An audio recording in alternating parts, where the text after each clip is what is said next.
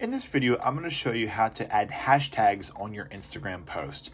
So just go to Instagram, you go to the plus sign at the very bottom of the middle of the page here, you hit add, then you just pick a picture here, then you can do whatever you want with it with your filters or anything like that, but you would just hit next. And then here to add basically a description, you would type in something that, who has seen this movie.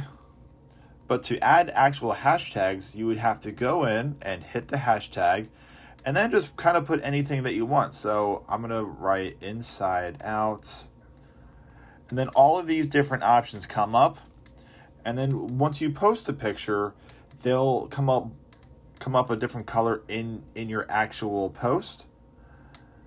And that's how you would add hashtags to your Instagram pictures. And you can really just type in anything you really want to.